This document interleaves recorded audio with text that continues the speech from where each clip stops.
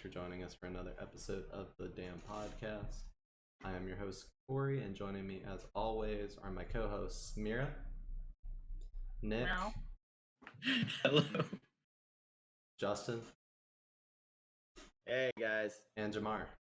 Hey. How you guys doing? Just bit started off a little rough this morning, but otherwise I'm fine. Yeah, everybody get their coffee? Yes, No, I I have. did. No. I have a cup right here. I will be drinking I during the should have made one. podcast. I didn't think about it.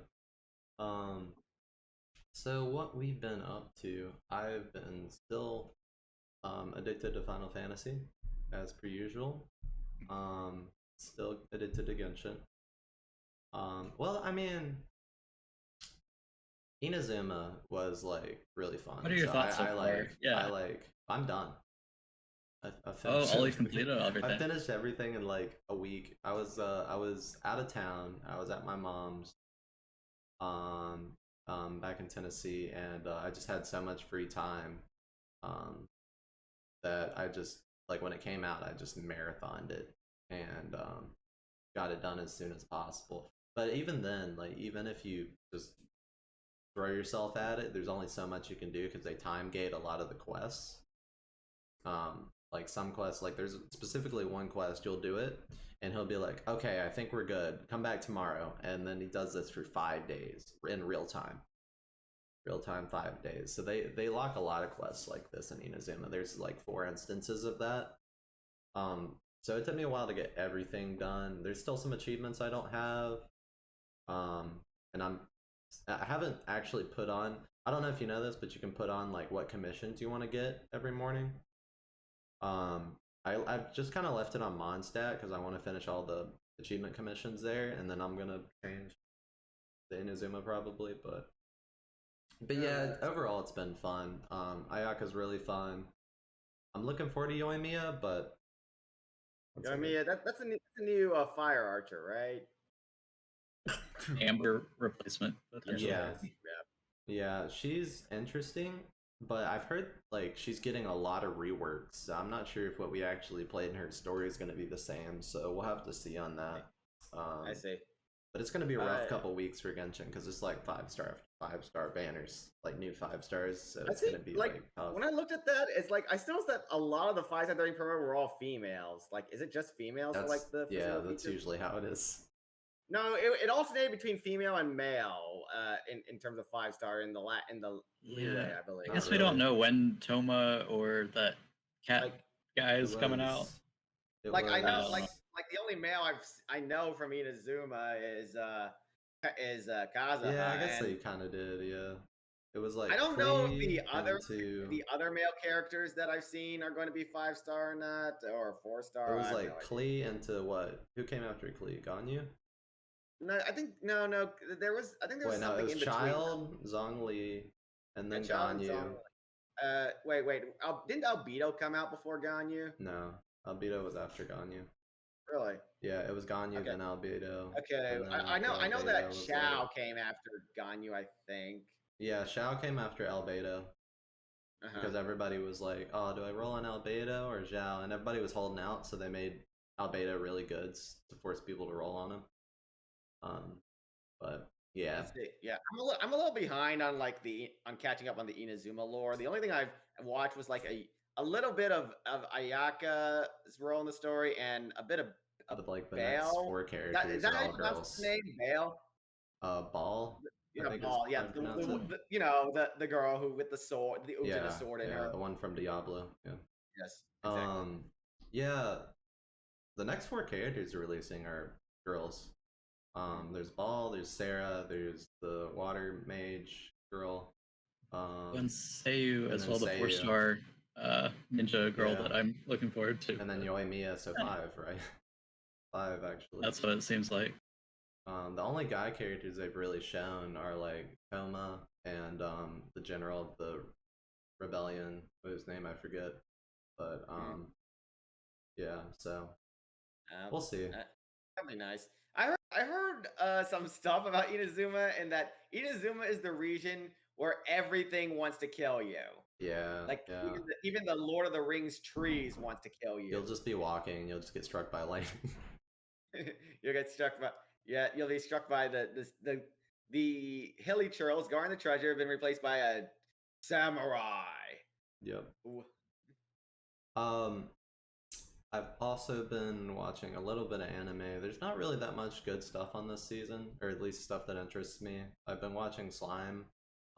Catching back up on Reincarnated as a Slime, and part 2 of season 2 is out, which seems like a better production structure for them because it feels more cohesive than the first season. Like the first season felt so rushed at the end. I feel like they've kind of got it down this time. So I think that 2-part schedule really helped them in development. I've been watching Odd Taxi. I'm almost done. I'm working on it. I actually finished Odd Taxi this morning. I started yesterday and finished it. Yeah. Okay, so you can chime in on it a little bit. Yeah. I've been playing Ys 8, which we got a review copy from NIS America. So you mean 9? You mean 9 then? Oh, 9. My bad. Ys 9, not 8. Right. It's those Latin numerals. Or... yeah, I'm bad at Roman numerals. Yeah, Monstrum Roman. or Monstrum Nox if you want to be pedantic about it. Monstrum Nox. It's been fun so far, so I'm looking forward to reviewing it with you guys, and we'll have an episode out for that. Yeah, I'll start on it today. Yeah, it'll be fun. I saw a little bit of the combat because I never played an Ys game before. It looks the same as Tales. Kind of looks reminds me of because I didn't play Chelsea. It kind of reminds me of Tokyo Xanadu. I mean Tales, not Trails, but it reminds me of Tales. Yeah. I thought it plays kind of like Berseria a little bit. Okay. I was more reminded of like Tokyo Xanadu because they're also by Nihon Falcom, and that's the only one game I played from them. But yeah, people always compare it to like Zelda games, the Ys series at least. But so I'll have to try to figure that out. Yeah, but, like sorry to interrupt. Like the first Ys games were kind of like Zelda 2. So that's why there's the similarities there. How about you, Justin? What have you been up to? Well, for a long journey through the Great Ace Attorney. That was what my primary goal was for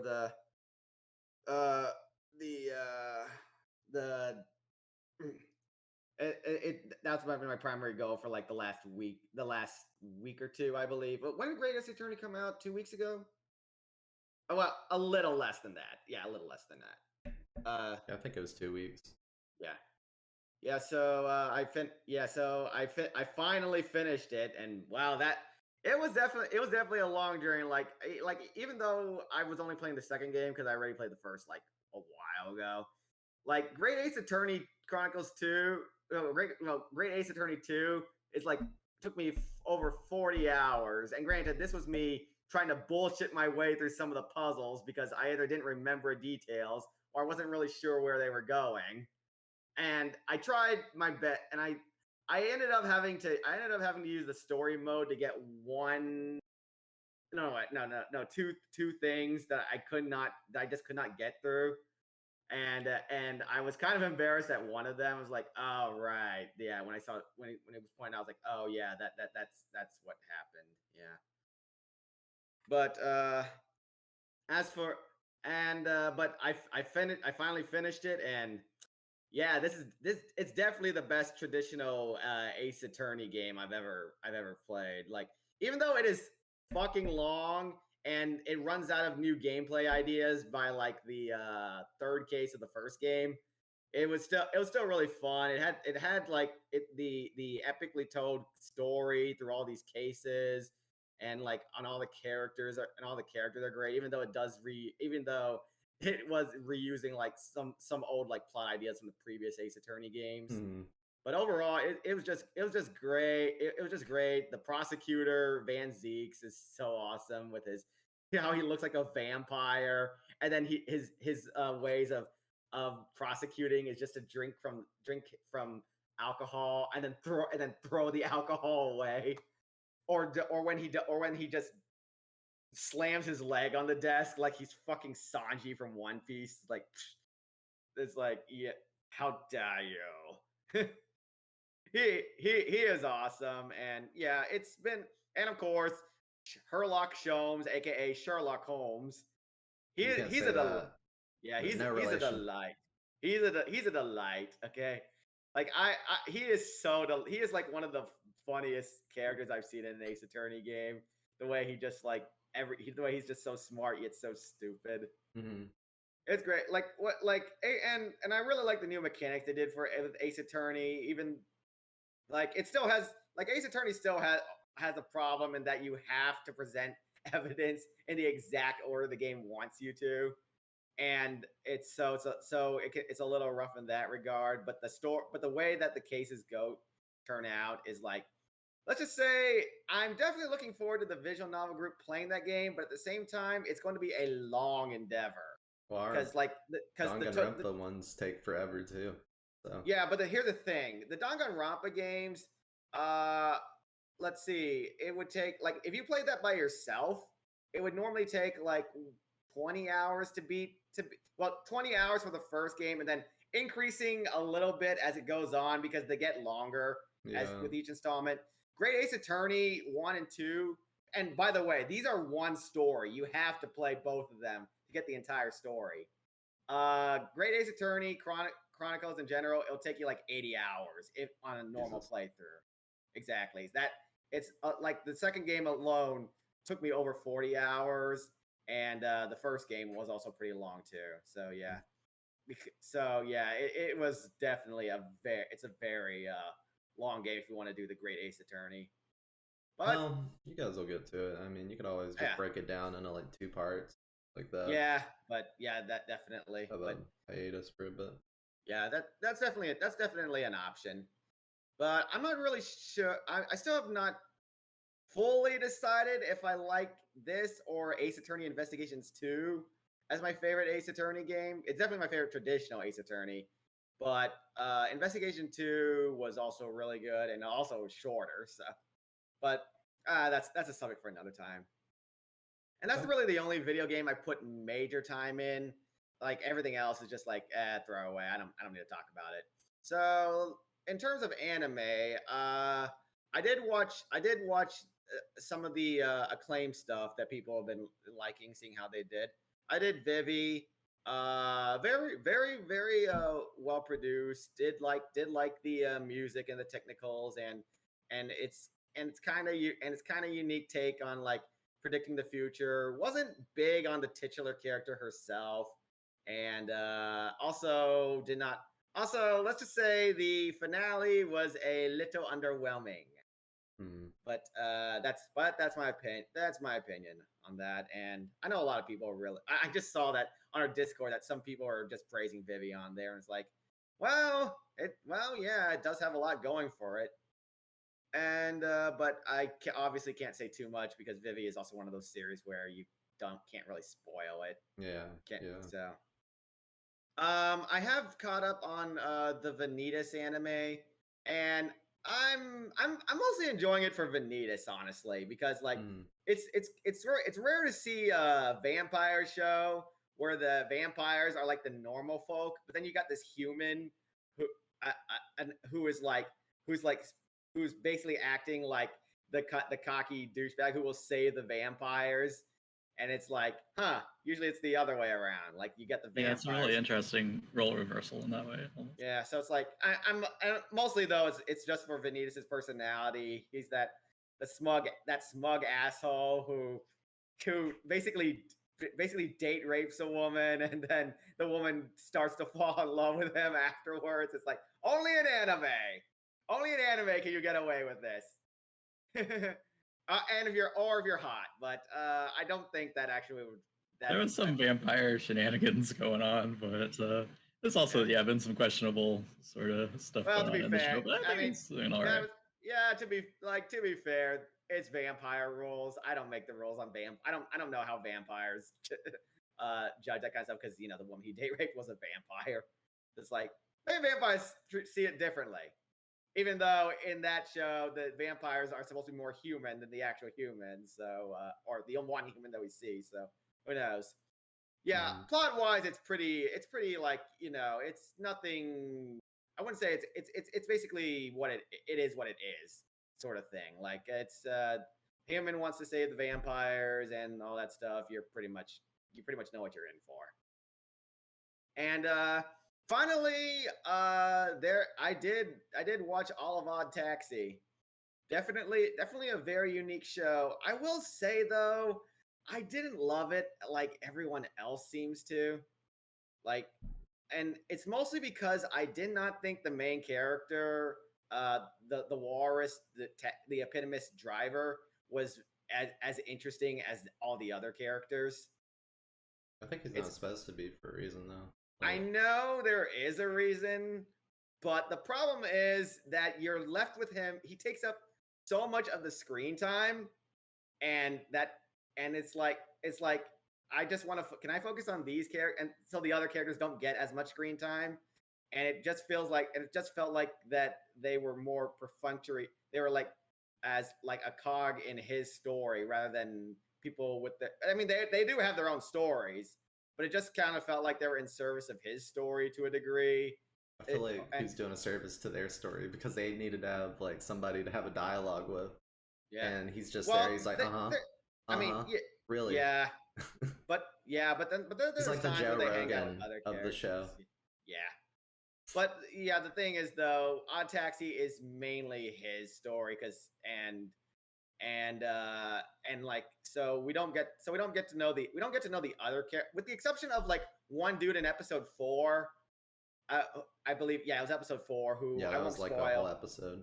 That I wish there was more of that because like when I was watching the show, I was like, why is this not grabbing me like it is everyone else? Because this show is like ranked so high on the anime sites, and I know that. And I don't watch anime YouTube, but I know that every like big YouTuber who finished the show like praise it to high hell. And I was like, and I go like, I think I know why. It's because like when I'm comparing it to other shows that I've seen do the multi-character approach, from like Paranoia Agent to HBO's Euphoria, I'm not. It really is down to how it's a lot of the screen time is on our walrus, and I just did not like I just did not like him that much. I didn't think his story was that interesting, and when I found late when he becomes more involved, like later down the line,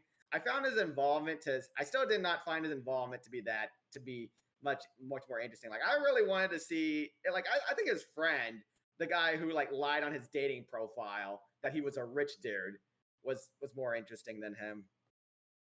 Yeah, so like I really wanted like he would still be a main character, but I kind of wish like it had done like more of those character centric episodes like the Gotcha dude like in Paranoia Agent did, where I guess like the first character they introduced in Paranoia Agent, the girl who created the mascot, is technically the closest thing to a main character, but then you also had like these other one-off characters who had like their own episodes that builds up over time, and then you had some weird episodes too.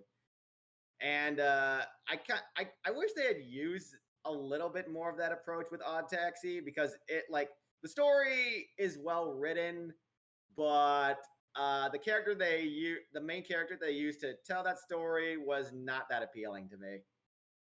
Okay. And that's why I didn't like Odd Taxi as much as everyone else. I think a lot of people like relate to him more, or just appreciate what his role was more, which is why Odd Taxi is like ranked 29. It's really big in the taxi driver fan base. Yeah, probably. Yeah. Also, without getting too much, and without getting to one surprise, I did not think. Well, there are like two big plot twists in the final episode that I won't spoil. Well, I think there are two. There might be more, and I did not find those plot twists to be that interesting.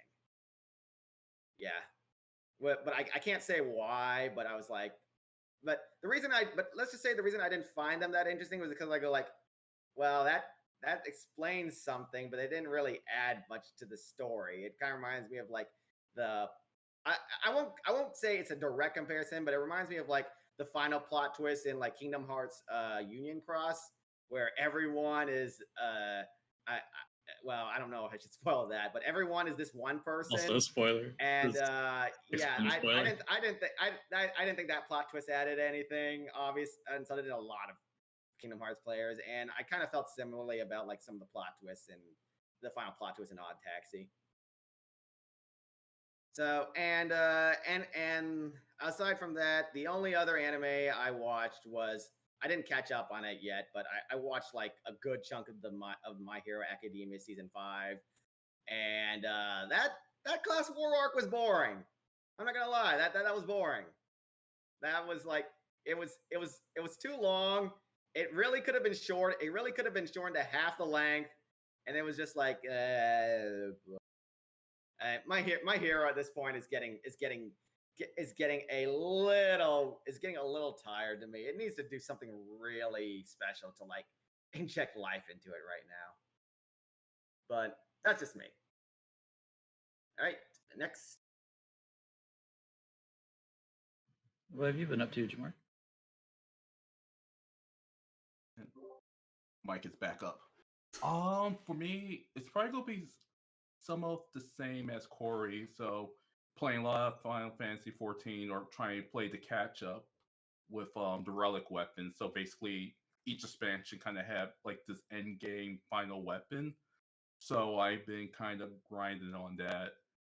And I realized I rediscovered my passion of healing people. So I've been playing as White Mage, and basically you kind of have to balance keeping the tank alive and the party alive, and still kind of do damage at the same time.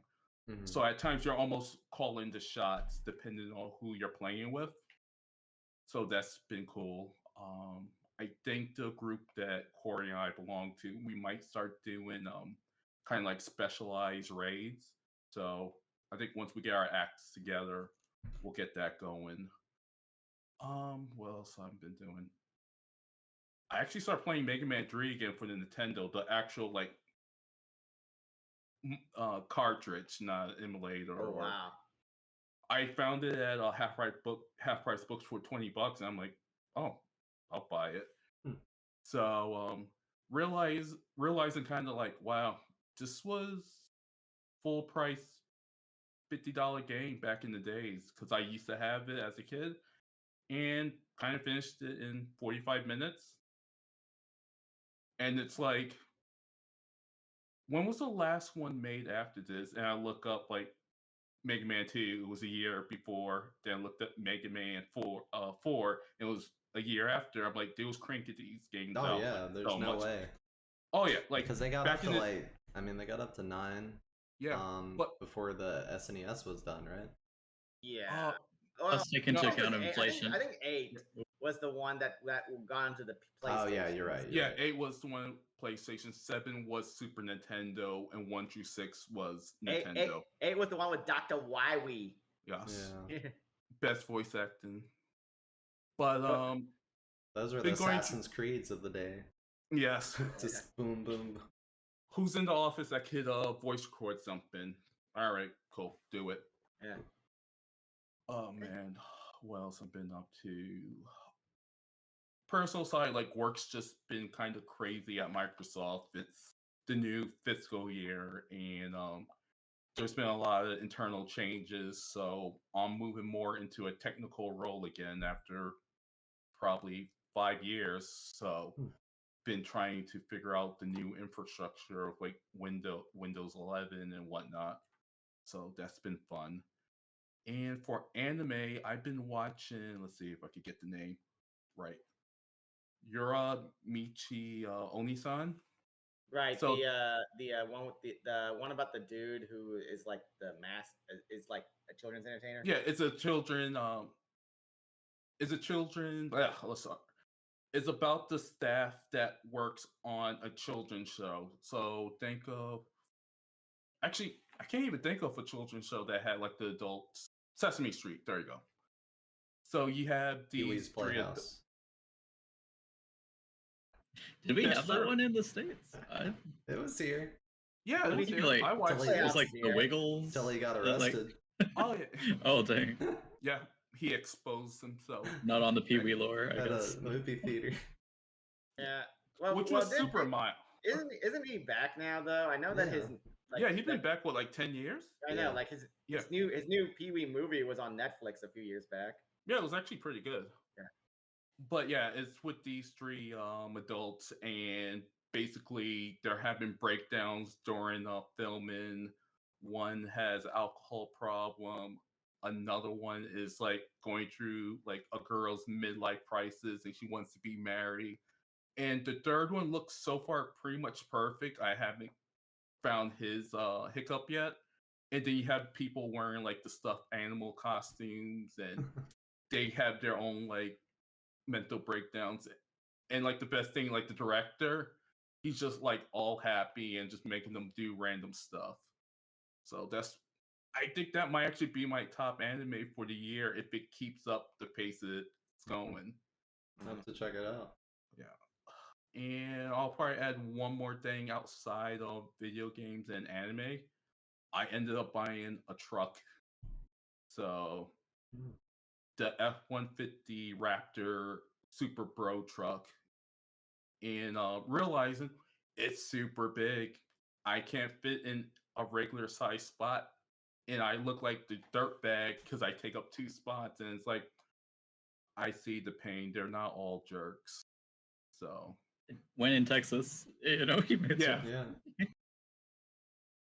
But Nick, what have you been up to? Well, cool. Yeah, so I was able to finish out a couple of shows in my backlog. The Zombieland Saga Revenge. That was pretty good. I'd mentioned it last time. It has some more info on like the history of the Saga Prefecture and stuff too. That was neat how they tied that in. And then The World Ends With You, the animation.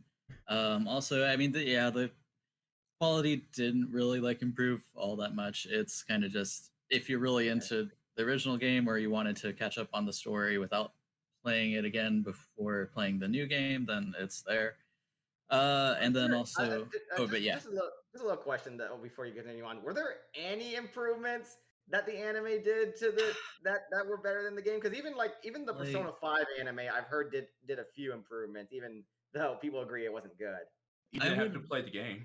Yeah, I would recommend it honestly over replaying the whole game, especially like the DS. Well, but then the Switch version of the original game had its own issues. Yeah. So it's I think the tricky to DS was recommend. better, Yeah.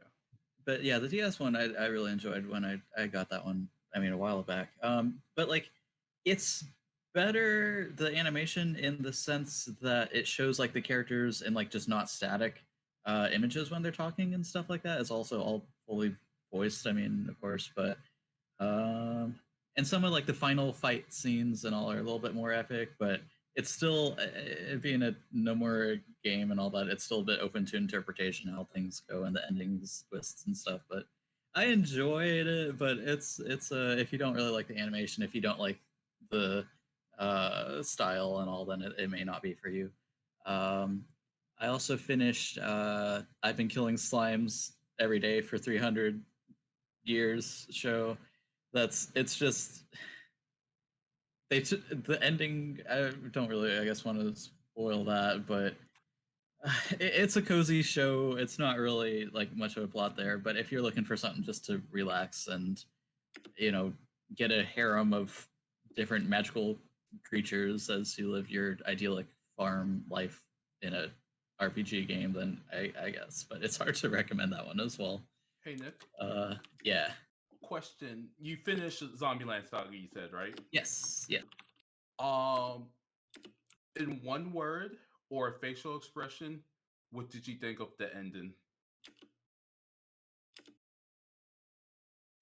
It was because it was like after it was like a heartwarming thing, but it's also like there's like a big tragedy in Japan. Basically, I don't know if that was based on like an exact historical earthquake or something, and it's like everyone was brought together by a concert to raise money, which is like very nice and like heartwarming, but is that really realistic? Does that really happen? And the guy from the back flashbacks was there somehow.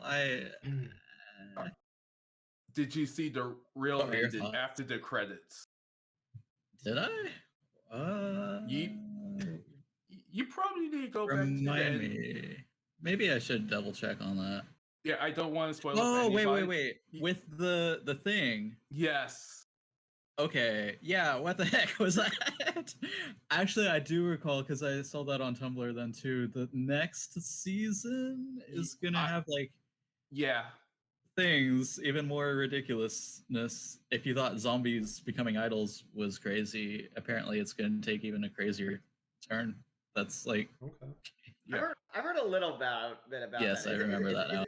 Is it like so it kind of went like what like a joke ending of Silent Hill or something? It felt like a joke ending, but I Yeah. feel like it was referenced earlier too, randomly, someone at some point in the show. So I don't know. I haven't read the manga, but it's apparently going to There is keep no going, I manga. guess. Yeah, it's an original Oh, series. Yeah. that would be why.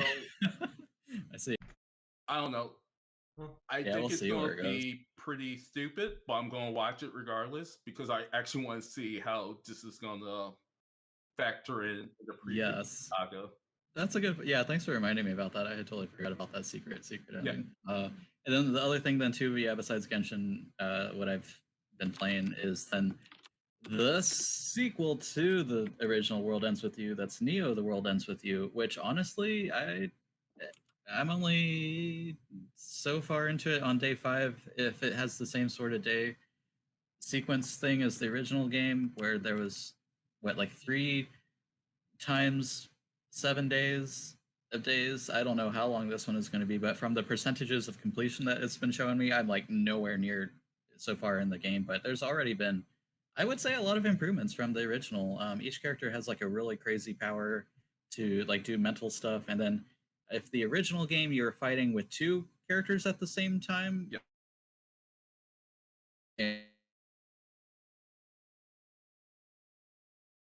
No.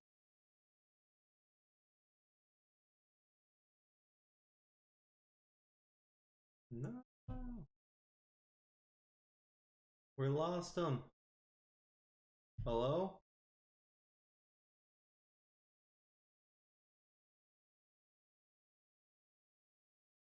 Hello? Hello? is everybody back? I'm back. Man. I don't know exactly quite what happened there, but I guess we were showing how we went It from looked 2 like you had a stroke. You Foreplay. just you were in the middle of talking about it, and then you're like, Oh no, did I freeze? yeah. Oh froze. no! Yeah, like Oh, everybody dang. froze. They did. Oh, sorry about that. Let me Kill see. the- Okay, if I can rewind. But yeah, but I've been enjoying the game basically a lot so far. It's got time travel. It's got just ridiculous the plot so far. But that's of a Kingdom Hearts spin-off game basically at this point.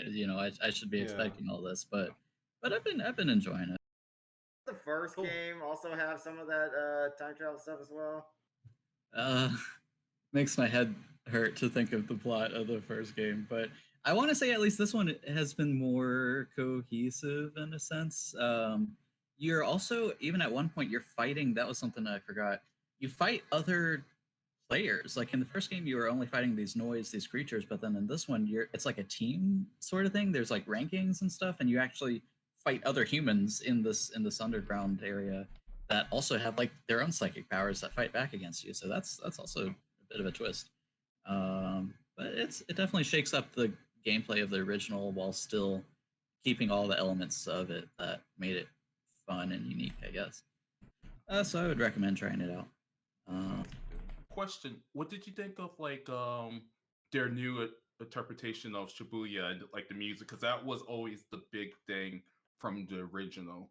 It does have like a lot of the same tracks I've been noticing. Some have been kind of updated or remixed, or maybe a bit more like rock version. As I would say, I'm not a music expert, so I couldn't tell you exactly. It does have some new tracks then as well that I'm kind of picking up on, and that are good. It's like the brands of the original game too. Most of them are back.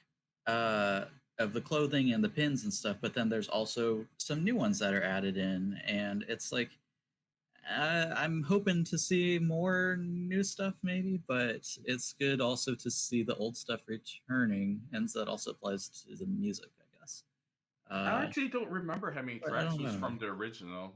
Corey, do you remember? Mm, Like, I think I know 3 Quantity. songs because it repeated a lot. Yeah, it's like There 11, was a 11 lot, main ones, I yeah. think. Yeah. And I have been kind of noticing that too. When you go into and out of shops, like the background music and the overworld changes between like one of 3 tracks, or at least on this current day 5 that I'm on. And I've heard these 3 tracks then a bunch, but it's each new day kind of has new music and new battle themes and stuff too. So That's not bad. It's we'll see where it goes 36 in total, but I would say on the probably original. only like 10 or so are probably repeat. I don't know. Yeah, I'll keep you posted. I'm gonna try to finish it eventually, but don't want to spoil it too much. But I've been enjoying it. Yeah. Cool. But yeah, so news. I I didn't want to cover this at first. The guy, the myth, the legend, Chris Chan is back in the news. It's the Literal guy. who? So, I don't know this guy. Who oh is this gosh, guy? Well, this is the most documented person on the internet. I've really, mostly for there's a all of the wiki for worst him. reasons. Yes. If you want to know more, this guy Gino Samuel has a YouTube channel that has, I think, currently a 60 video documentary series because he just puts out so much of Yeah, himself on the someone can internet and make everything. content off this person is probably all Yeah. we'll say. You can make a YouTube channel The because fact that I you make just a channel off of Chris Chan Yeah. is like, I don't know if that says more about Chris Chan or the people who pay attention to Chris Chan. It's kind of like reminds me of DSP in that regard. Yeah. Yeah, it's a bit infamous. One thing to clarify is a lot of people refer to him with male pronouns instead of he's technically transitioned to female, being Christine, but like there's a reason for that. Not everyone that's doing that is like just to Yeah. be anti-trans. But if you want to know what that reason is, that's just like the tip of the iceberg. Yeah, If you want to know more about this guy, Yeah. Yeah. I'll let you do your own research. Yeah, it reminds me of how people see Digibro these days. It's just a whole rabbit hole Do not into look an ant into that. hole. It's Yeah. So that's fun. It's just interesting seeing that on like actual news stories that are trying to cover this guy, the creator of Sonic U and all that stuff. But yeah, that's its own thing. So some Dallas updates we got. I had wanted to kind of mention these before, but slipped my mind. The Kimball Art Museum is having a new Buddha, Shiva, Lotus Dragon art exhibit that has some cool art from China, India, Southeast Asia. That's been collected by the Rockefeller Foundation, but it's still really neat stuff if you're into art history and art from that part of the world.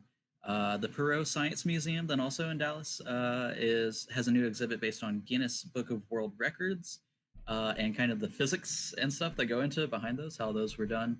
And they even have stations that are like interactive that you can yourself try and beat those records potentially. And for the Perot Museum in particular, Thursday nights now, they have a new event called Perot on Tap, where it's a after hours 18 plus event where they also have like beer and food trucks and stuff. So definitely like an adult sort of themed thing where you can also learn about science and physics. Then there's been a new big downtown Dallas food hall that opened up this past week where there's 16 different new international restaurants and all this stuff if you're looking for fun dining experiences. The thing is, though, so all of that, maybe yeah, Is that related to the restaurant week or is that its own thing? I think that's separate from Restaurant Week. I want to say. I'm pretty sure it's separate from it, but it just kind of perfectly coincides with it. Huh. Right. I'll have to go. But yeah, so all of those previous things are kind of with a big asterisk there. Dallas also recently went back from yellow to orange to red COVID level threat within 2 weeks. Is it the same level as Austin right now? Austin is also at their own. Yeah, they have a slightly different Yeah, they use threat level 5. system than we do, but it's basically the same thing. So if you're not vaccinated, honestly, don't do any of those things. Even vaccinated people, it's like recommended. Try to eat outdoors. Try to, social distance, mask up, and all this. So hopefully things will get better. But with the Delta variant getting around and schools going back into session and Abbott not requiring any children to even have proof of vaccination or anything. And Lambda, you can't forget the And Lambda. then there's another Yes. variant coming out. I hate these patch notes. I just don't want to think about it right now. But Just compare COVID to like a Dragon Ball Z character. They just will not die. right, so They have we so will many forms. we will be sure to keep you guys posted on if any upcoming meetups are going to be affected by this on the Discord, and then also on the meetup events themselves. We'll let you know if you're It's attending any of unlikely the those. August stuff will be affected, but that the first one we have October. Let's just say get insurance.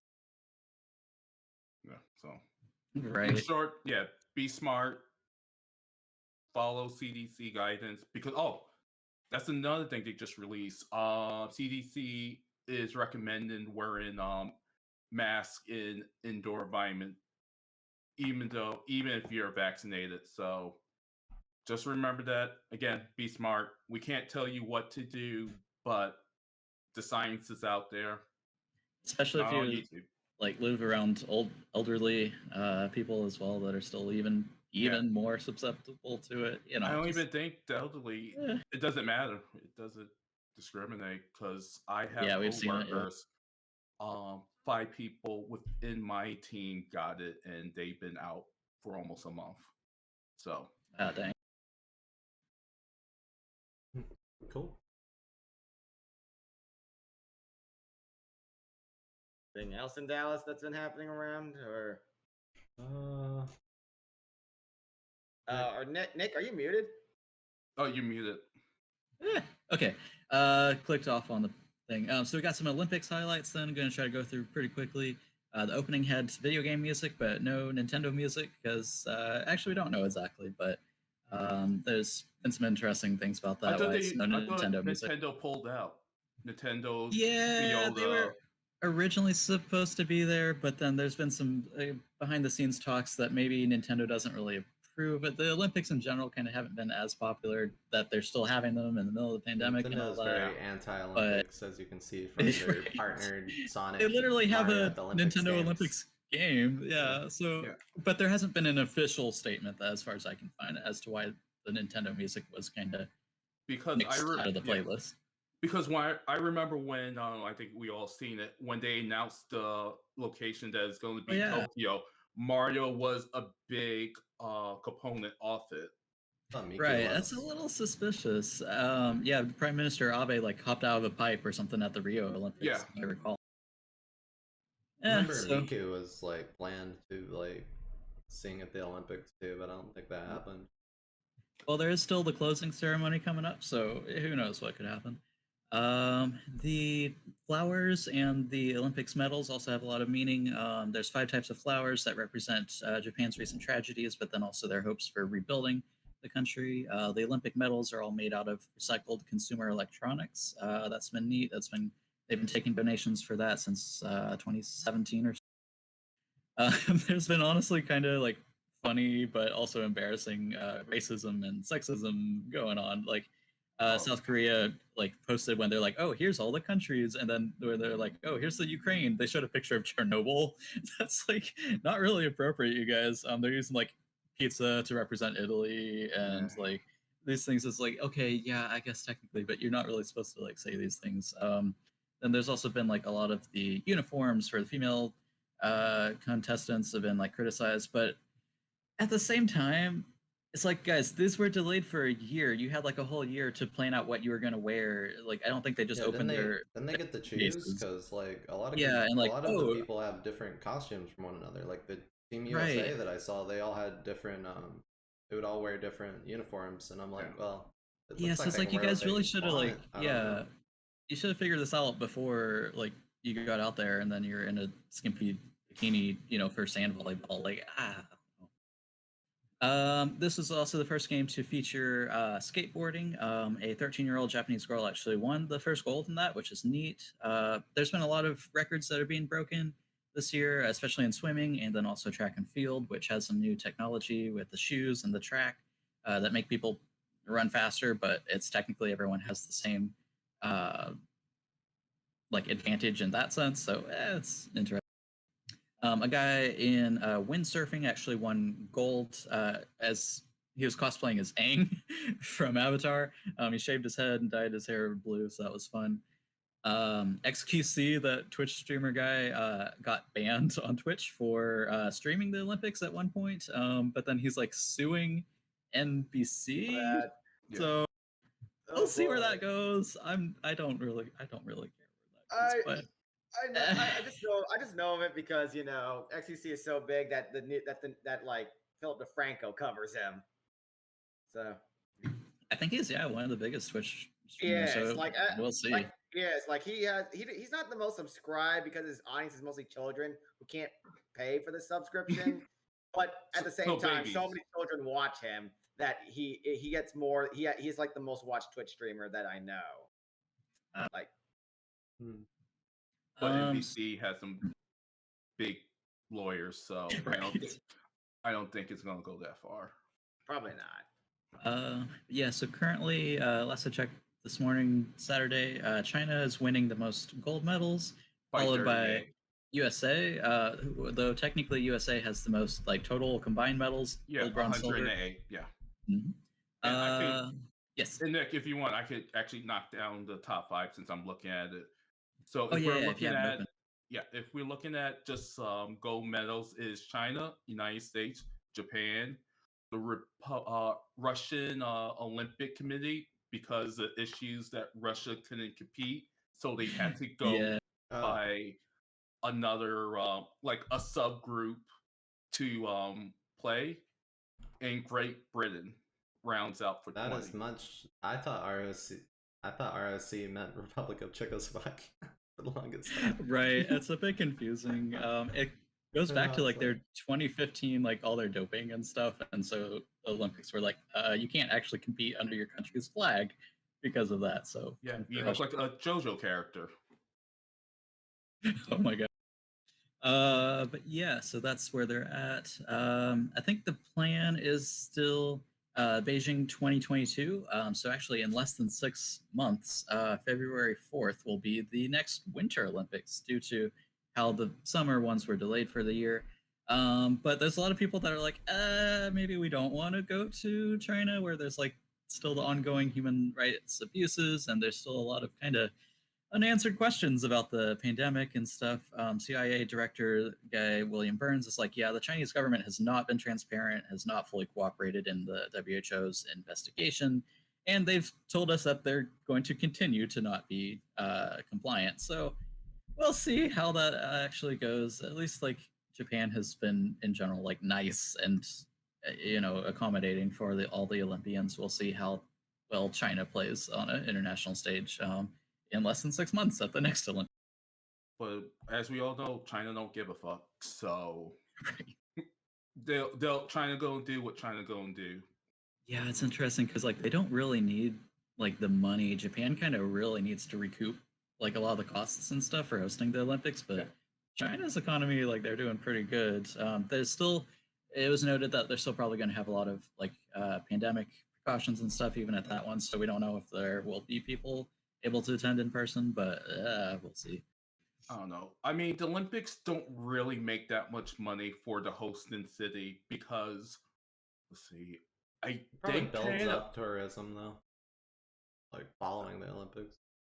All right, so Canada, Montreal, if you're French Canadian, I think they just finished paying off the stadium from when they last hosted.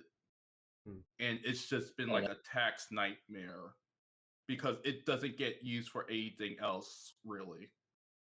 And for Japan, as you know, there was no tourism for it. They built out hotels. They kind of opened up more. They laxed the rules on Airbnb but nobody came, and with Well, they couldn't COVID, come. yeah, I know. With Yeah. COVID, all that money's a waste. So, Yeah. but it's the Winter Right. Olympics. Nobody super cares about. Shaun White's gonna win, and we'll get So a new game. sad. Yeah. Cool. So the next big thing then I've been following, there's been a lot of like scams and like technology hacking stuff going on this past month. The largest cybersecurity hack to ever happen actually just happened again then as well. We've had SolarWinds, we've had the Colonial Pipeline, Orion hack, and then the recently Kaseya hack. And these are kind of, it's a new thing. They're being called supply side hacks, which is basically instead of just hacking like one company, these guys will go into basically the producer or basically the person that is like creating the software that then gets sent out to all these other companies. So like they're hacking into Kellogg's to put their cockroaches in the boxes of cereal that then everyone else goes and eats, and then everyone gets the cockroaches, and that's kind of really disgusting. But it's a really crazy thing, and apparently it's gotten to infiltrate our own government, the finance sector, Department of Defense, Agriculture Department, and then also private sector such as Nvidia and unfortunately Microsoft. All these people have been affected by it. The Colonial Pipeline in particular also came to light. If you recall that one, well, all the oil prices and stuff went up. So it turns out it wasn't actually like their systems that like for delivering the oil to the gas stations. It was just the payment method for Colonial. So they couldn't like get money from people. And it was actually the Colonial CEOs that were like, oh, until we're able to make money again, we're going to stop sending our trucks out. But like the trucks weren't hacked. Like the pipeline itself wasn't No. hacked. It was just their financial like program. So that was interesting. They had to pay 75 bitcoins to these hackers' dark side, which is $5 million to actually recover all their ransom financial information. That's actually not that bad. They could have got charged like 500,000 Dogecoins. But on a serious side, with these like hacks or like kind of infrastructure disablement, $5 million, 5 billion.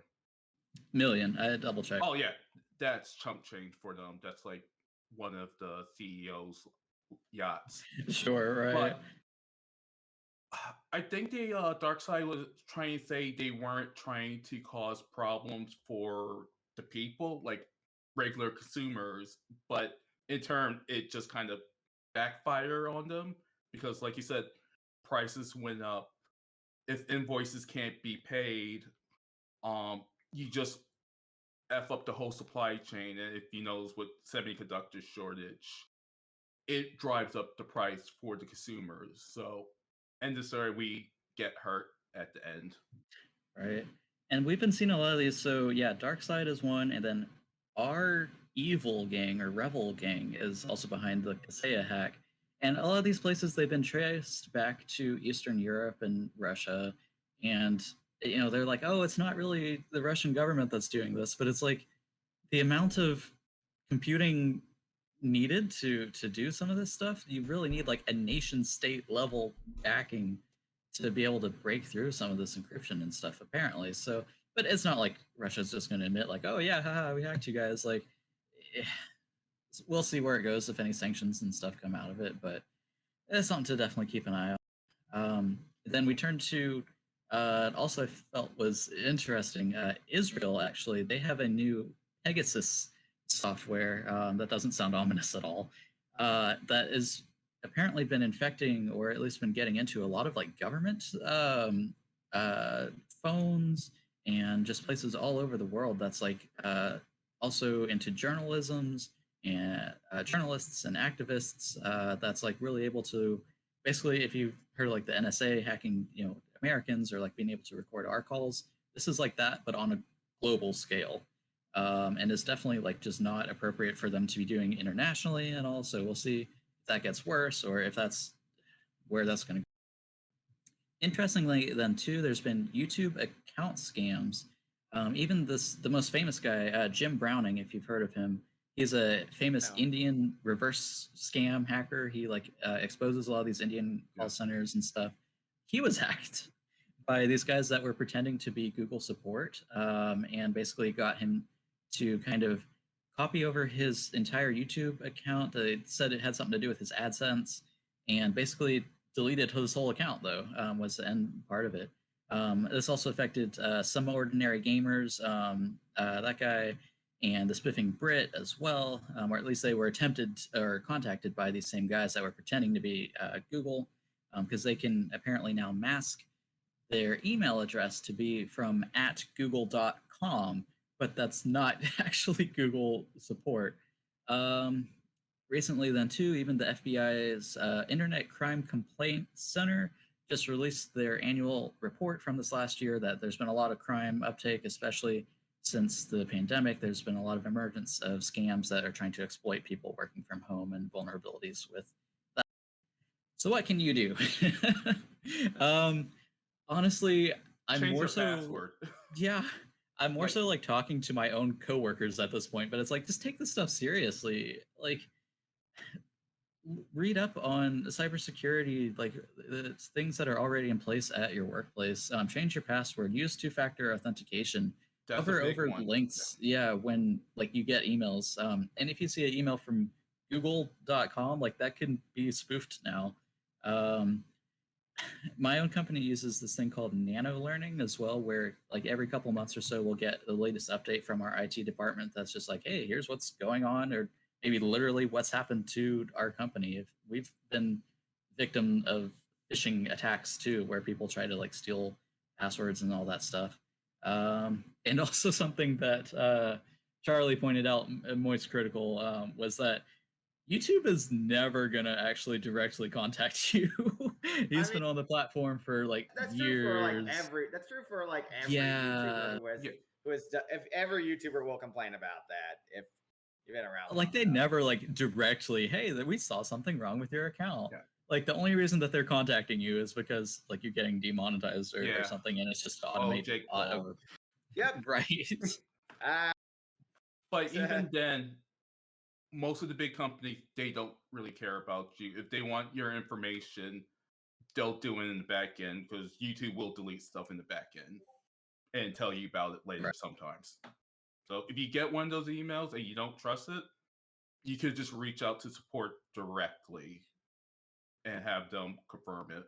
But like Nick says, use actual good passwords. And if you forget your password, okay, just get it reset.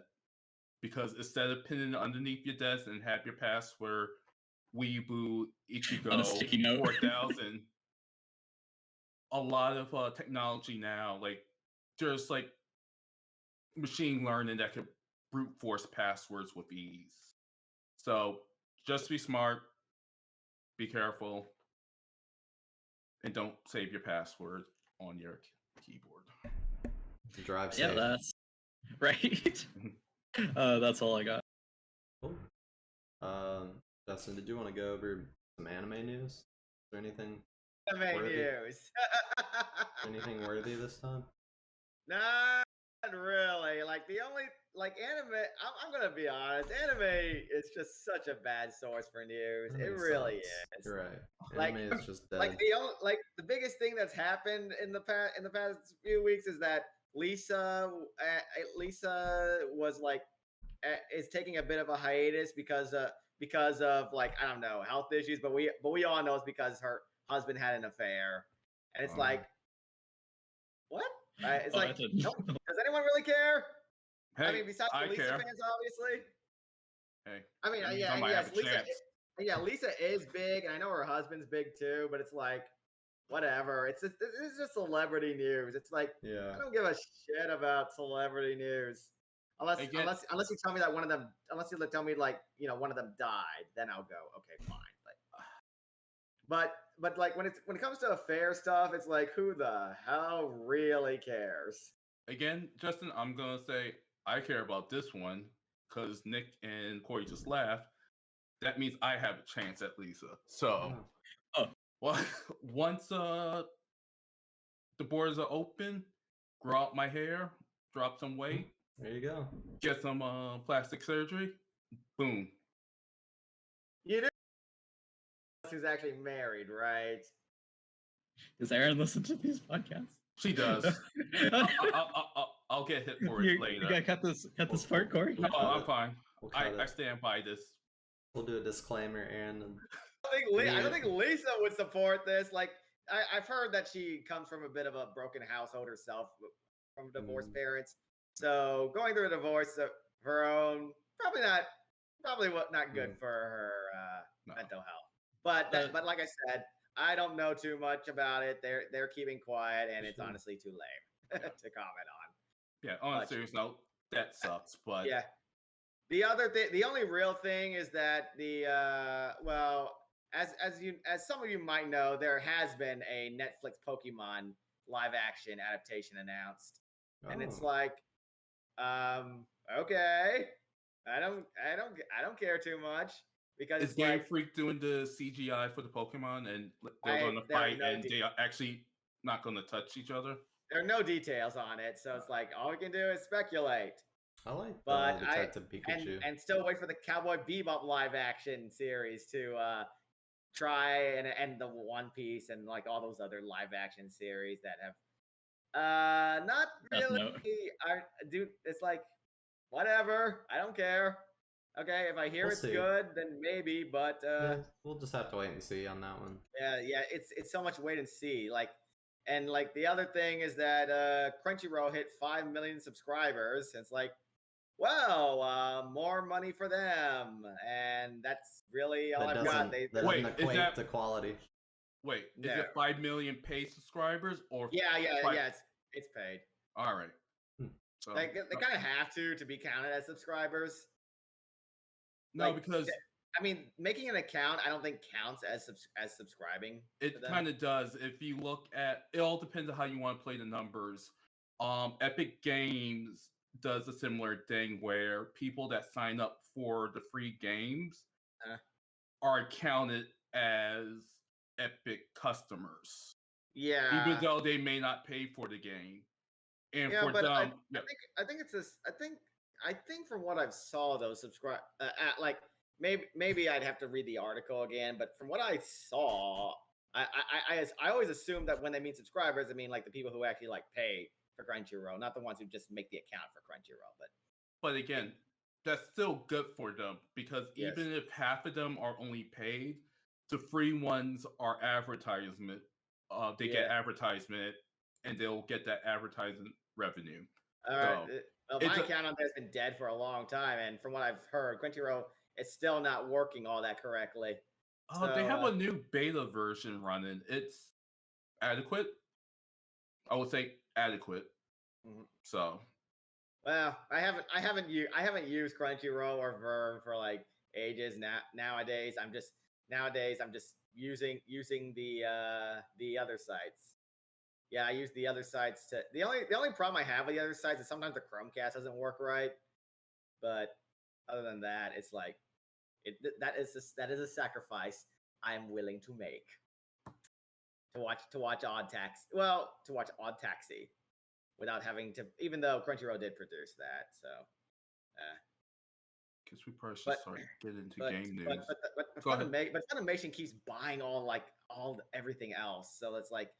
Granted, I can watch some of the Funimation stuff on Hulu, but not all of them. Like, I'm lucky to see that Vanitas and Sunny Boy are on Hulu, but you know, not all of their stuff is on Hulu. Like, so, but that's neither here nor there. But yeah, anime news, and also, but I guess one other thing I can say is that I did notice that ANN has gotten even less relevant over times.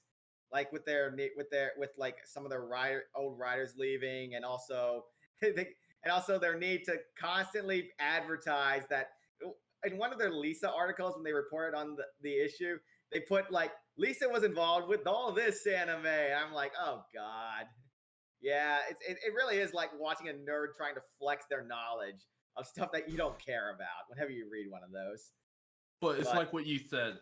Anime news is kind of hard to report on, so they gotta do something. Being ANN, Yeah. So But yeah. Anyways, yeah, let's move on to the true news of the day. What video game news shall we hit on first, guys? I think we should Oh, start just with so much. we'll start on a good one. As you know, I'm about to call Smash Bros. Brawl, but Smash Bros. Ultimate is pretty much at the tail end or development. And as Sakurai said, there will be no more characters. No more. Said that last time. No more. Sakurai's a big liar, though. I don't know. Yes, He's we actually know. usually true. But Yeah, I but mean, no more. I feel like if they extend it anymore, the hype is just gonna really die down. Well, it's 'cause- not even about hype. It's if you put it in like a fighting game situation.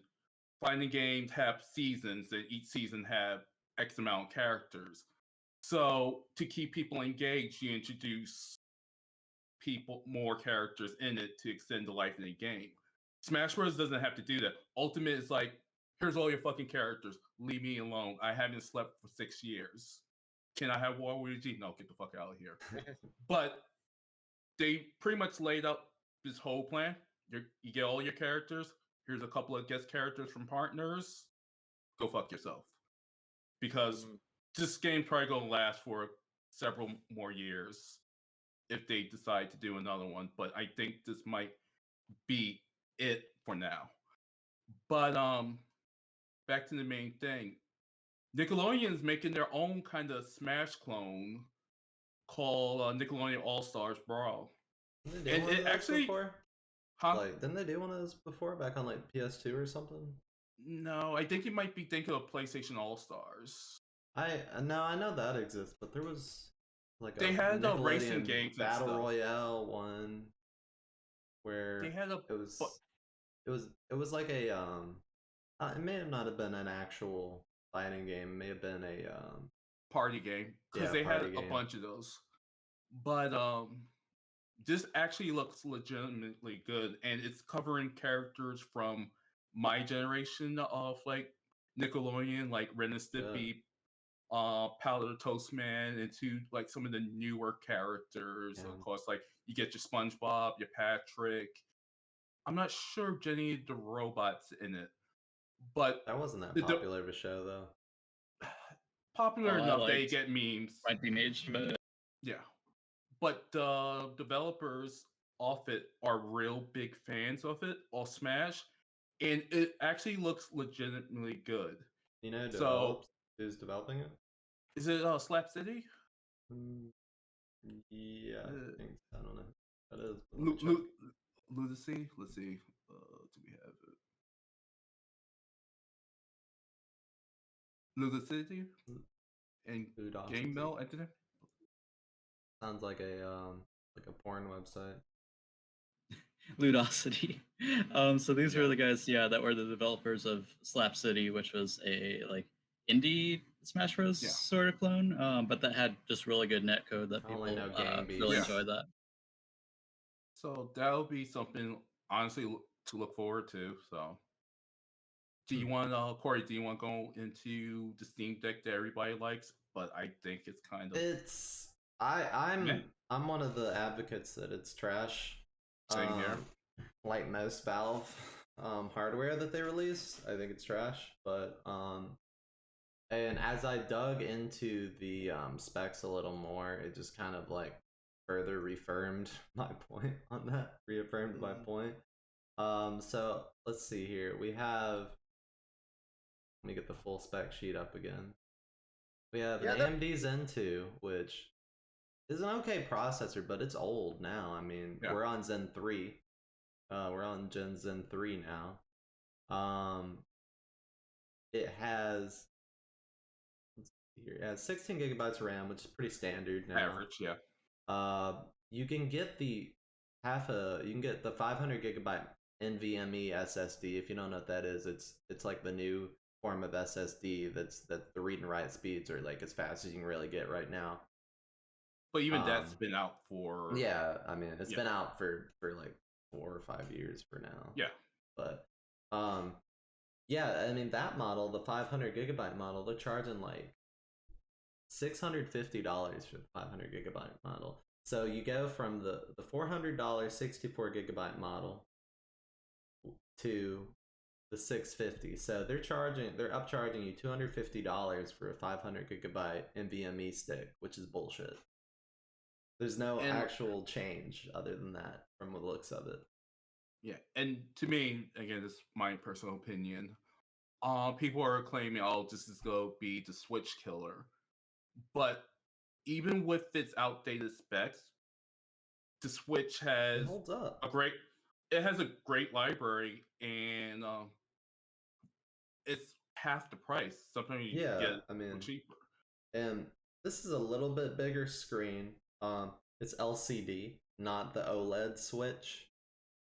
The resolution's 2080 or 1280 by 800, so you're getting a little bit higher than 720p undocked Switch with a consistent 60 hertz, 60 FPS really.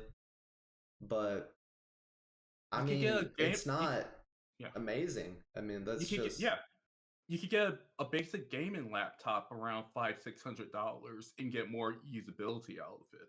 yeah, and I mean, even you could even go pick up like I don't do they even sell the Steam No, they don't sell the little like Steam boxes anymore. no, they Uh, had like a $2 fire sale like 3 years ago, and I picked yeah, up a couple of them. but I mean, like even then, you could just use like an HDMI or put it to your TV or something. But I don't know. If you really have to have your Steam games portably, then I guess. But even you could probably find an Nvidia Shield that does it just as good or something. Yeah, and how big games and updates and patches are, that's not even Call of Duty Zombies can fit on that. Yeah.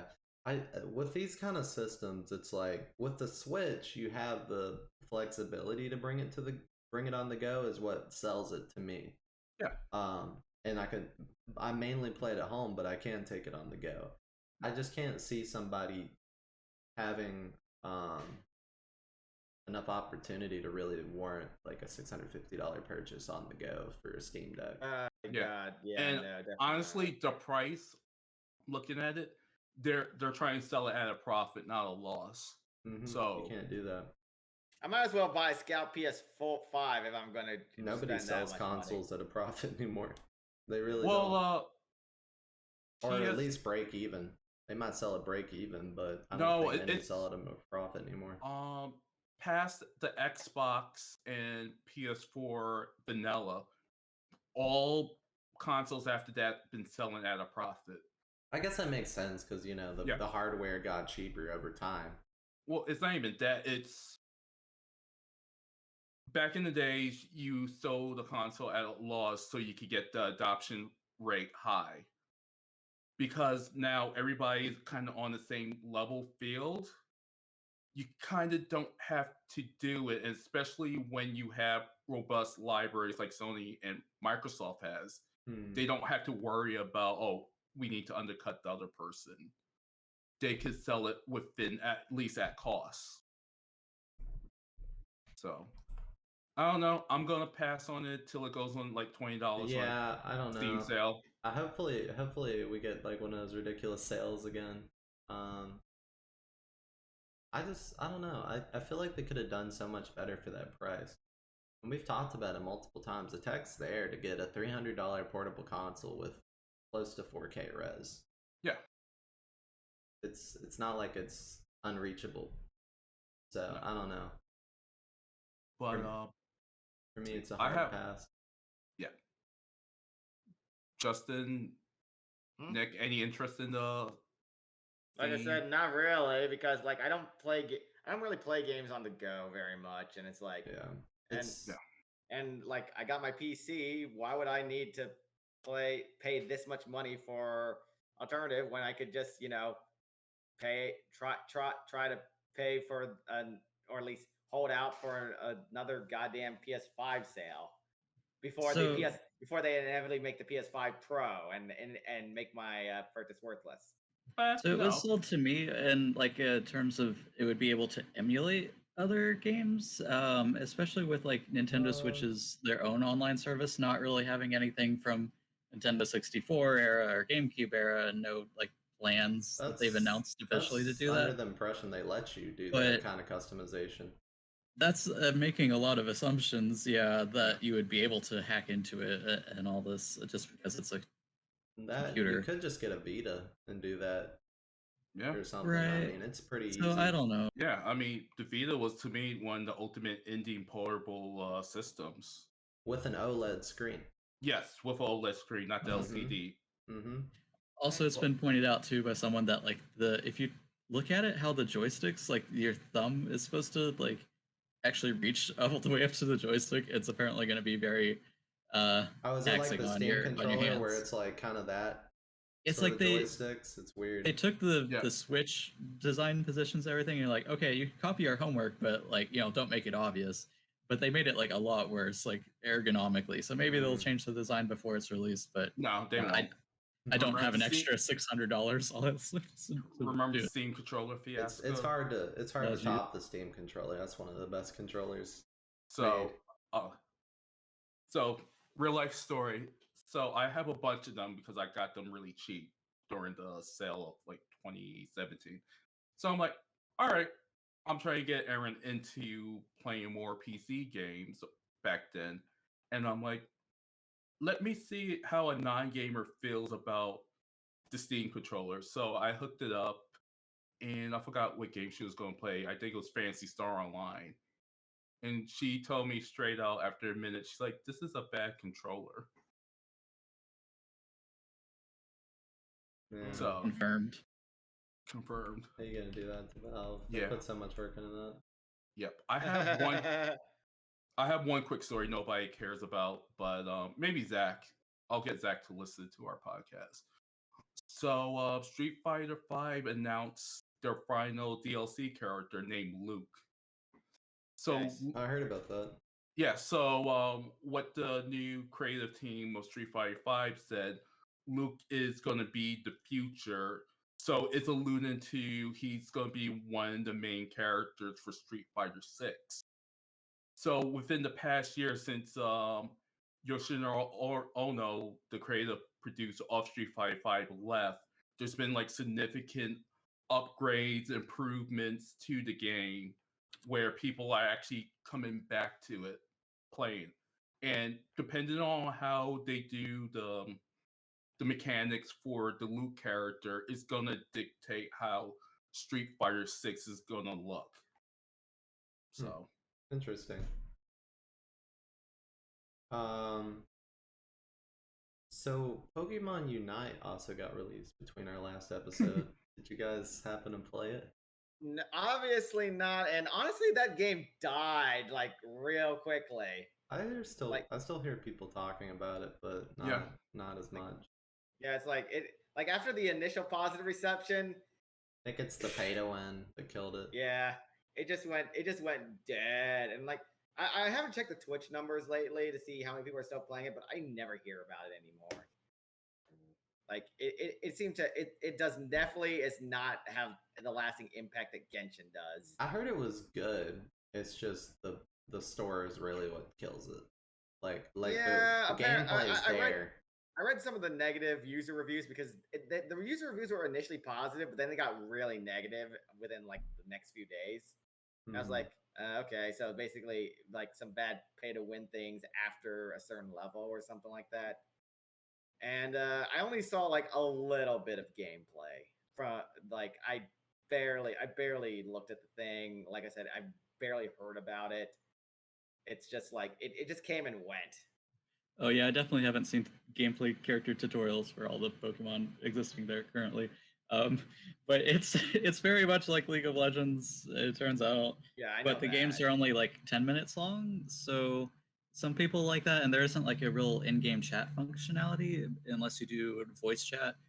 So some people are saying it's a lot less toxic than League because those games can last like 30, 40 minutes up to an hour, and you have no chance of winning. And if you leave the game, then you get penalized. So people like it because of that, but yeah, the level 30 items that you can buy with like real world money for $100 or so pretty much completely break the game. And make your character way overpowered and move faster and do more damage and all this stuff. And it's like, yeah, why did you just put this in? It's like the League of Legends shop, but you're using your credit card instead of gold from them. Yeah. Cool.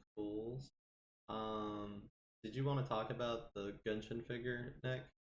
That's coming out? Or? Really, okay. I was just trying to put some stuff in there. There's some a Mona figure. Genshin characters. There's a Mona figure now by Good Smile. If you know, if you know the figure manufacturers. Yeah. Oh, is it Good Smile? It's Good Smile. Oh, Good Smiles. Yeah, they've been getting more involved and stuff. Yeah. The weird thing about this figure I just noticed is like you can pre-order now up to September, right? And it doesn't actually release until September 2022. No, that sounds about right. Is that usual? That's probably usual for figures. A long time to make. But that's just ridiculous to me. No, this has been going on collect for sales years. numbers that far ahead, I guess, to make sure it's worth it. But it's just probably sell like crazy. The thing is, it's like a cheaper option to get the $175 figure than it is to actually try and just summon Mona in the game. Yeah, which is like the gacha. Unless you're really lucky. Outside of that, there was some sales numbers. Does anybody want to talk about sales numbers? So yeah, it's something that people were just pointing out to me because there's a lot of criticism for Skyward Sword and then the Ratchet and Clank reasonable criticism games, which it was definitely deserved. Like why Skyward Sword was the price it was and stuff, but plus the amiibo. Yeah, that too. But it turns out a lot of gamers kind of were speaking with their wallets and they bought these games like and it's just it's unfortunate, but that's what happens. You really should not listen to people who don't put that much stock into people who criticize the price and stuff because they will still fucking buy the goddamn thing. It's just like that goddamn Genshin Impact boycott that happened a few months back that they didn't actually want to boycott the game, and I'm like, you do know what a boycott is, right? I remember a boycott, but yeah, Nintendo fans. Yeah, it's like, why are you even complaining on Twitter and stuff? Yeah, if you're still gonna just buy it, I mean, first of all, nothing that's said on Twitter actually matters. So that's about what else do we have here? Oh, I mean, obviously there's Activision Blizzard stuff that we gotta dig into. That's gonna be another. That's probably. Are we going to jump into that now? Make a timestamp for that. That's gonna be 30 minutes. Is there anything else before we talk about? Nick, did you want to bring up anything else? Nintendo Giga Leak, more stuff is still dripping, still leaking. There's just a planned Sheik-focused game that was going to be a sequel to Ocarina of Time that got canceled, and then there's some other pinball games. Well, right. If Metroid Dread can come back, that can come back. Yeah. And then just some alternate inspiration for the Nintendo Wii's development. If you're curious into Nintendo history and stuff like that, there's just more stuff out there that you might find interesting. Awesome. And I'll cover the last part before we get into the real stuff that matters. Yes. Halo's Infinite Beta has been going well, and look like it's gonna hit 2021. Maybe. It's still it still just says holiday season. Well, which is you can't. What time is holiday season? But they think it's gonna hit end of the year. But I think some leaks said middle November. Actually, that sounds about right. That would have been normal release time. Yeah, I can see that. Yeah. So I can't remember. Are they releasing the multiplayer? They're releasing multiplayer first, and single player coming later, right? Correct. Gotcha. Okay. So do you buy the game up front and then you get the single player added? I think. Or do you buy them as two separate purchases? I believe the multiplayer is going to be free.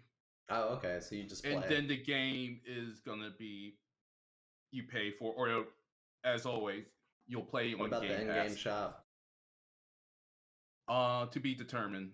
But I think there would be battle passes still. Yeah, battle passes. For the multiplayer that you can buy. Skins. Jesus. So. What has happened to Halo? With it since Halo 2. Halo 2 was good. How do you Oh, want to do the Activision stuff? Because there's a lot that we can end up rambling. Yeah, there's a You lot want to to talk cover about. like the current highlights and then kind of talk about our opinions on it? Yeah, I'll break down the highlights a little bit, and we can kind of dig into what y'all think. So as y'all listening probably know, because we talked about it a lot in our Discord, but Activision Blizzard's been having a sort of like an ongoing. It has been having ongoing problems for a while, and recently they've been sued by the state of California on just like a, what's the right word for it? It's like a bro culture, bro. Yeah, bro culture is. Yeah, just like a sort of like heavy sexual harassment in their offices and racial discrimination, and it just kind of list goes on. It's particularly like one name gets highlighted quite a bit. I don't have his name on me. Like some supervisor they have there that's been like doing it for over like 10 years at Blizzard. It dates back. And not to mention they've lost a lot of their key staff over the years, so it was probably like either a result of this or a result of the company just not functioning as it used to. You had Mike Morheim leave. You had what was the recent guy that left? That we talked about in our previous episode. Kaplan. Kaplan, Yeah. like Kaplan left, Oh, yeah. and then Pretty much all the old. yeah, all the OGs. Yeah. But yeah, I mean, it's crazy because especially when I heard this dates back like 10 years of harassment at Blizzard and just like a not a good culture for women or for anybody who's like racially diverse there. I mean, I thought at least with the original staff there before Activision really got too deep in that it would be like not that bad, or it would be, you know, like they were still kind of the company we all liked back like around the Lich King area of World of Warcraft, around the 2010s, And 2011s. Yeah. But that doesn't seem the case. I mean, it could act. People have been making posts that it has impacted games like StarCraft 2, you know, all the Warcraft expansions after Lich King probably got impacted, so Cataclysm, Mists of Pandaria, all that. So a lot of people have also been boycotting those games, like just don't support that kind of those kind of products that have been, you know, a result of those kind of environments. Which I don't really know how to tell people to react to those kind of things. Like, do you just stop entirely playing those games and supporting them? Well, like I've not played an Activision Blizzard game in a long time. Yeah, people actually even pushed Sekiro in there, and I was like, I don't. Oh yeah, that's know right. That's right. Sekiro really... is Activision. I forgot. Yeah, they published it, but I don't know if they had much actual development. So I would say this: the biggest way you could like not support them, or it's not just not buying their games, but for them, like WoW was one of their biggest money makers, and that's why we had such a big influx of people coming to Final Fantasy 14. It's because nobody wants to support like shitty culture, and if they don't have those subscriptions, it hurts. Keep going. Oh, I mean, yeah, pretty much. It's crazy, especially because like World of Warcraft for me has been such a cornerstone of my gaming life for most from me growing up, because that was kind of like when I grew up is when, you know, original Warcraft was out, original World of Warcraft vanilla, there was Burning Crusade, then I played pretty much all of them, and then like when they lost Mike Morheim and Chris Metzen, which if you don't know, he voices like Thrall. He does like he did most of, not all, the story of the Warcraft games, the strategy games, and then leading into World of Warcraft. And that's kind of like when they started to get a downturn, is when he started to leave, and then the lore got really bad.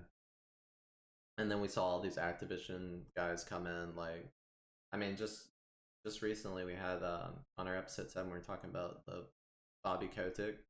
He like joined and getting like $200 million, and I think he was he joined as the CEO to replace the previous Blizzard CEO from stepping down. But I believe he was actually a Activision. I think he was an Activision CFO before joining. So they just kind of like transferred. Yeah, basically. So I don't know. It's just like complete takeover. It's wild. I don't know. It's for me again.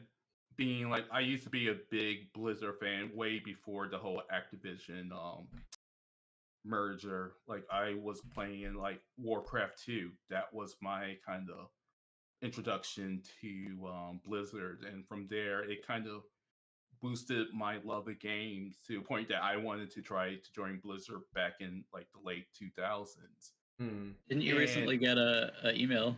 Yeah. From him? And like, don't want to skip ahead too far, but yeah. But like one of the craziest things, and this was Aaron's friend. He used to work at Blizzard like in the 2000s, and it became so toxic there with the work culture grind that he just left and became a bartender in Buffalo, New York. And it's like one of those things, like a lot of game developer programs, they're some of the most passionate people. They want to see their product released. They want their kind of voices to be heard. So a lot of leadership will take advantage of that and kind of force them to work almost 80 plus hours just to get a release through. But like some of my friends back in the days, they would go to GDC or E3. They would just pitch ideas to different executives in Blizzard, and they would get shut down. And I remember one time, this was 2012. One of my friends had this big idea for like a single player game, and he told me, the guy just said straight out, I don't think people want to play as a black character. And mind you, he never described the characters as black. It was a very kind of generic main character. And apparently this happened several times to other people during their like trying to get into Blizzard. And so I'm not surprised like this was gonna kind of take an effect and start falling.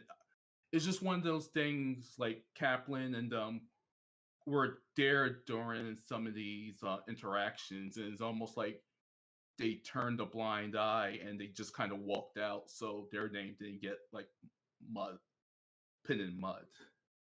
Because this is not like a one-time occurrence, because this will go through HR. These things don't just stay in the department. Usually it creeps out somewhere.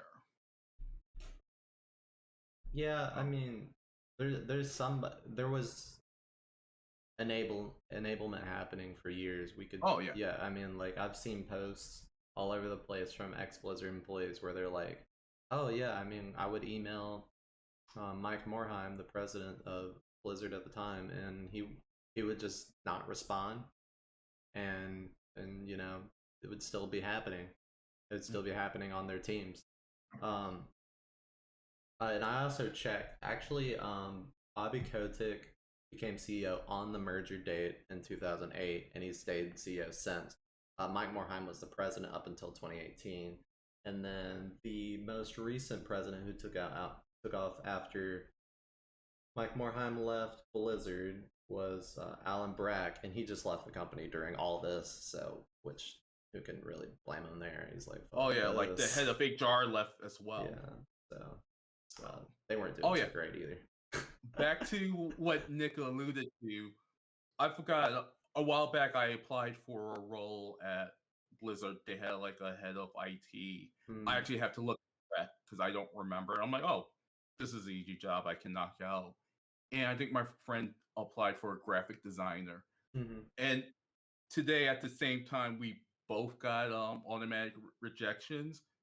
And it's like, oh, well, they'll going through a lot of shit right now, so I'm pretty sure they're on a hiring freeze because they don't know what the fate of the company is going to be in the next couple of months. Yeah, they probably have like the system just boot out. boot out all pending application.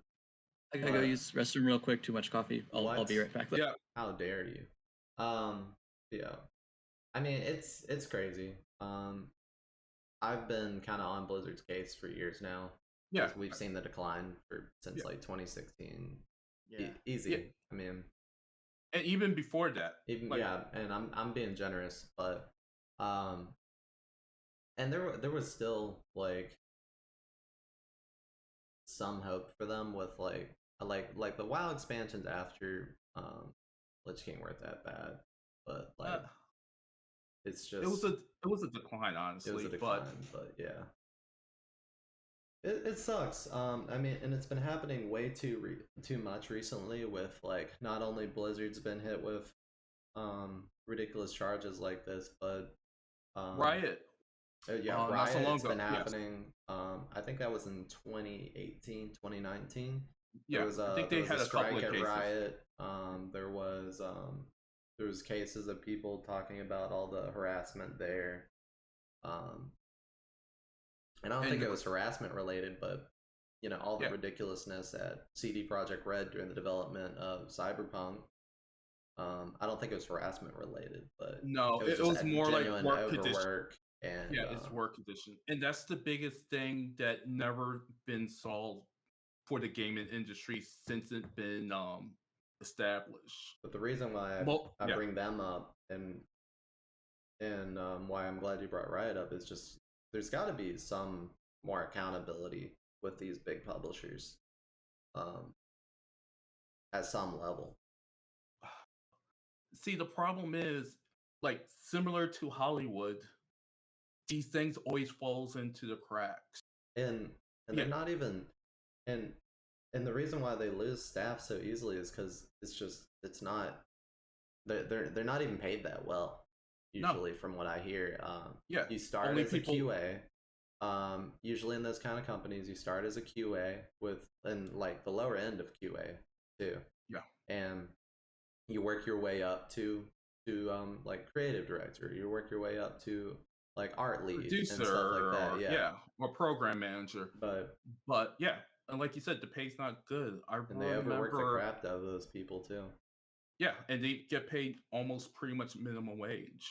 Yeah, it's not sustainable right now that companies are still doing this. And I mean, it is sustainable for the company itself. Well, I don't think it's a sustainable model because when people can just pivot to either if they really want to stay in the industry, their own indie company, with all the funding methods available and all the indie publishers who I've heard are pretty good, or just getting a job in the same industry that isn't at a game company. Yeah, but if you notice, people rotate through companies all the time. Yeah, and like it's like being in a bad relationship.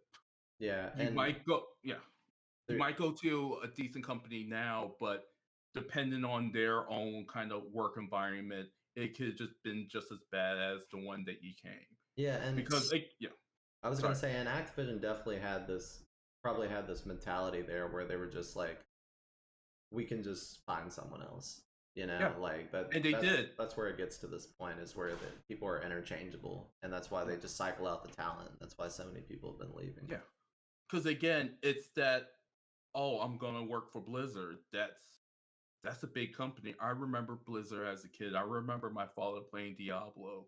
Yeah, they get people on that, and Blizzard is a household name. Like, you could probably say that, or like EA, people would think of maybe a game from Blizzard, whether it's from their childhood or from now, like Overwatch. Like, they heard of it, and that's how people get kind of caught into this. Yeah, I mean, but yeah, it's crazy just to have like kind of one of the titans of childhood kind of taken out like this. But I was going to mention too, the lawyer, the firm that they hired to defend themselves in the California case, and in particular, uh, is even worse in some ways. It's Yeah. the same Yeah. Wilmer Hale firm that like is responsible for Amazon's union busting Yeah, attempts. I read that. Mm. These guys, you look up their own history, they go all the way back to And defending President Nixon, like they're a big in firm, Nixon's Dear trials. so Lord. Yeah. they're a But- big firm. So hopefully Yeah. it's like it's not exactly their goal there, but it probably is. Let's be Oh, honest. I personally don't like these guys, but No. there's just so much shit I going mean, on with this. like by big firm, I mean it's like saying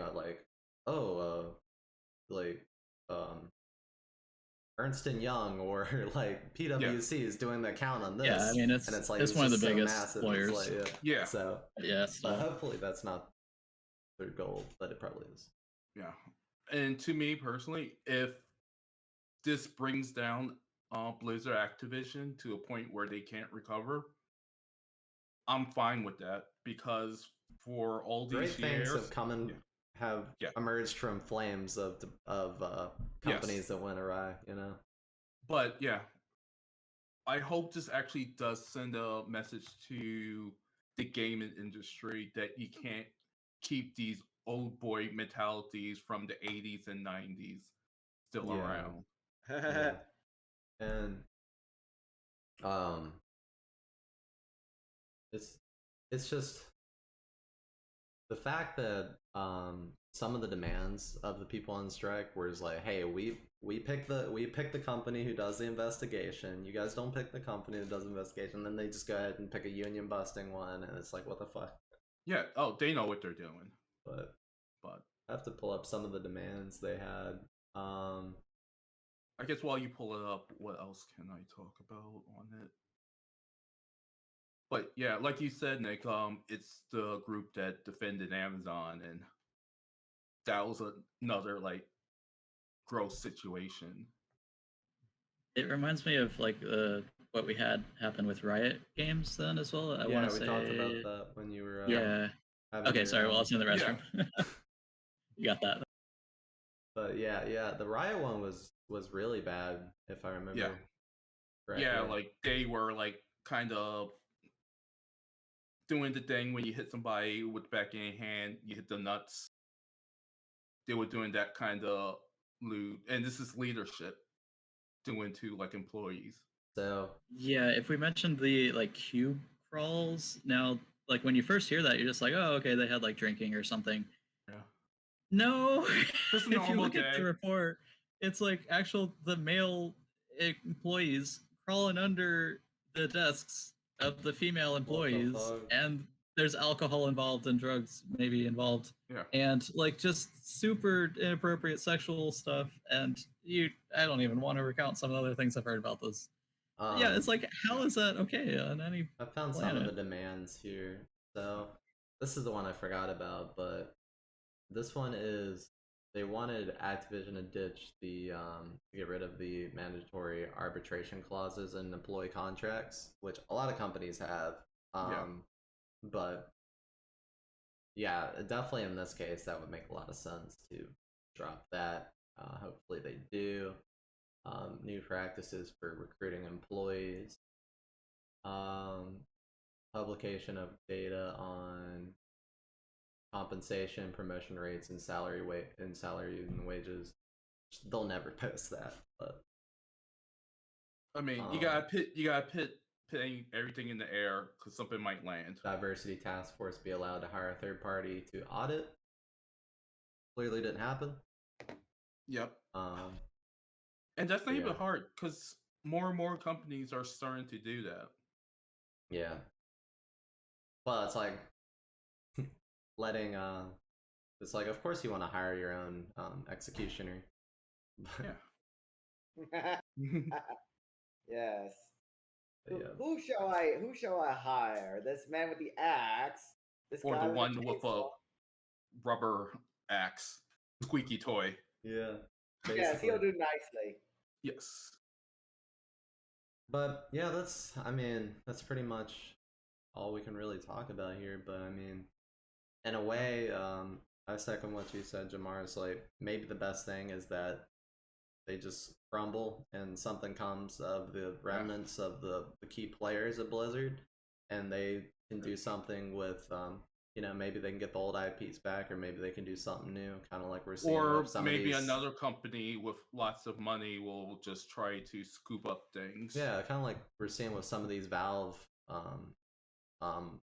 employees who, we're seeing the Back for Blood game coming out from Turtle Rock, because they couldn't get the old IP back, but they're still making the most of it. We have like the X-Rare employees making ukulele games. I mean, it's not all bad things when studios fall apart. That's fine. Sometimes it's just the logical progression in the ecosystem of game development studios. They get too big, they go down, they get smaller again, and then they get broken apart. And except for Lion's Head, I don't think Peter Molyneux is really going to come back from that one. Nope. Oh god. Oh dear. He would like to think he is, but I don't think he will. Yeah. But yeah, that's about it. Does anybody want to bring anything else up before we move on? Nothing on my end. Nothing comes to mind. No. We pretty much covered a lot. Yeah, we covered a lot on Blizzard. Yes. I set some time aside for that rant. So upcoming events, we have the cosplay karaoke night on August 21st. If you're not in already, you probably won't. There's a long wait list, but you gotta keep your eyes on the meetup and on the Discord to snipe events right now. Yep. We got Evangelion, the final rebuild film the week before that, aka next week. Yeah. So that's August 14th. August waitlist. 14th. Okay. Yep, waitlist of that is also a little rough, but we might look into like streaming it for people who can't make it. Yeah. August anime discussions on the 28th, and we have the Damn Ghost Hunting on August 2nd. Which August 2nd? Or October 2nd. Yeah, we're going back in time for that assuming October doesn't become Death Month for us. Slightly more spooky. Or September. Well, on the bright side, if we all die on that ghost hunt, there's a lot of spaces that'll free up on other events coming forward. So True. Figure out the wait list. Yeah. It's a goodbye wait list. Like 20 people died on that ghost hunt. Yep. I was never very good at Phasmophobia, but real life version of it apparently. Yeah, we'll have to keep upgrading our maps. Next one's the Asylum. Damn Goes Asylum. Nick, just stay in the van. I'll be in the van. Wee woo. Get the fuck out. Put my light on. Overly huge. Nick's driving away. Or prison. I'm good. All right. Well, thanks everybody. Yeah, thanks for joining us. Hope to see you next time. Yep. All right. See y'all. Take care. All right, see you guys later. Yep.